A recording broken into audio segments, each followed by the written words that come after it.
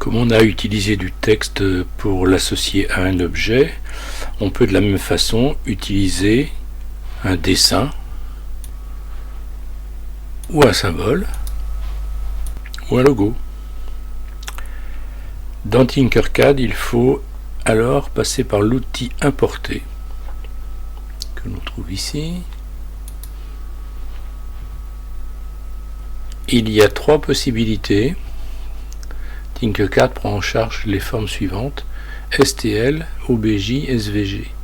STL et OBJ sont des formats d'objets en 3 dimensions, ce que l'on peut par exemple aller chercher sur Thingiverse ou autre, et un format SVG qui correspond à du dessin en 2 dimensions.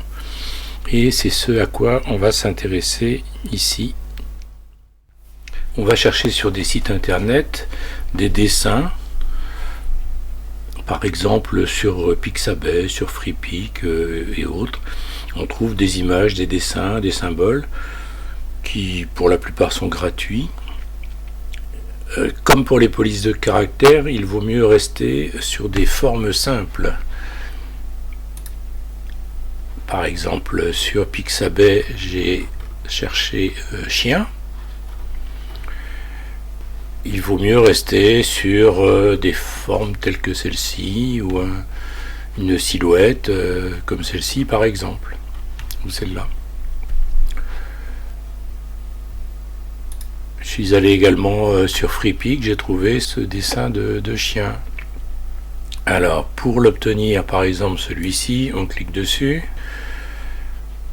Je peux l'enregistrer, mais pour l'enregistrer, il me demande de m'inscrire. En fait, ici, on peut tout simplement, en faisant un clic droit sur l'image, enregistrer l'image sous. Et je l'enregistre dans le dossier téléchargement. Le fichier image étant téléchargé, je dois maintenant le convertir. Je vais donc, comme d'habitude, sur le site Convertio. Je vais choisir le fichier. Donc je vais dans téléchargement et j'ai le fichier qui s'appelle dog, etc. Ouvrir. Je dois choisir le format de conversion. Donc ici SVG. C'est prêt. Je convertis. Il fait le travail. Et le travail étant terminé, je télécharge mon fichier SVG.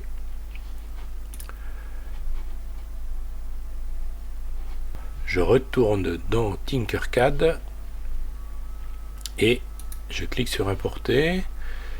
Je vais choisir le fichier. Il est dans le dossier téléchargement et il est au format SVG. Le voilà. Donc on peut ouvrir. Alors ici, il faut faire toujours attention parce que souvent les fichiers SVG sont beaucoup trop grands par rapport à la surface de notre plan de construction.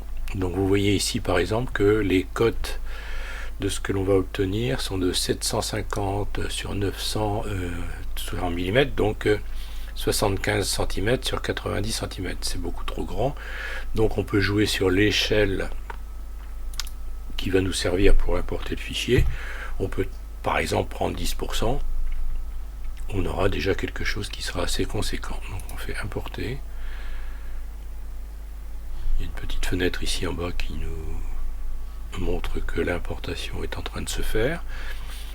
On a notre objet, on peut, comme n'importe quel autre objet, modifier ses dimensions, bien entendu. L'épaisseur qui va nous servir ensuite à l'intégrer, par exemple, sur un autre objet. Alors, deux choses à noter. Première chose, c'est que lorsque vous voulez sélectionner cet objet-là, vous devez soit utiliser les rectangles de sélection, soit cliquer sur une partie qui est pleine. Si vous cliquez ici sur une partie vide, vous ne sélectionnez rien du tout. il faut cliquer sur une partie pleine. Première chose. De la même façon, si il est sélectionné, si vous voulez le déplacer, soit évidemment déplacer avec les flèches du clavier, soit si on veut déplacer avec la souris, cliquez à un endroit où il y a effectivement du dessin. Et enfin, dernière chose, lorsque cet objet est sélectionné, vous avez comme réglage la hauteur, mais aussi la qualité. Il peut être intéressant de modifier cette qualité pour avoir un objet qui est plus ou moins avec les formes qui sont plus ou moins lissées. Donc il faut essayer effectivement. Ici le mode de remplissage par défaut, on va voir sur un autre exemple comment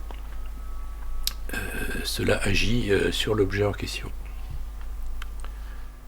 De la même façon, on va importer ce dessin qui est une silhouette. Même problème d'échelle.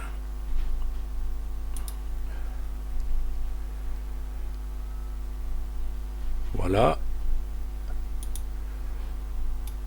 Alors ici on a une silhouette, dimension 64 par 40, c'est très bien. Hauteur, toujours le même problème, on peut le régler ici si on veut.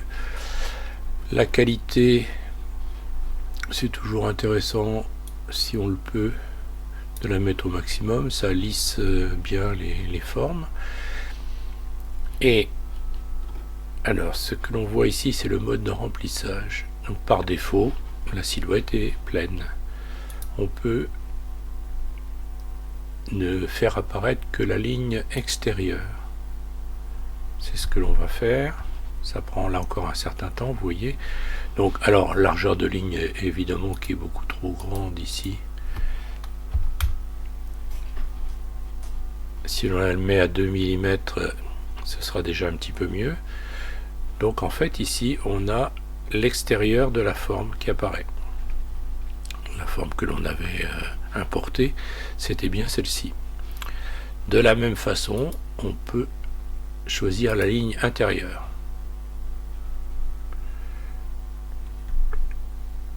Et on a ici la silhouette qui est bien ici et une ligne.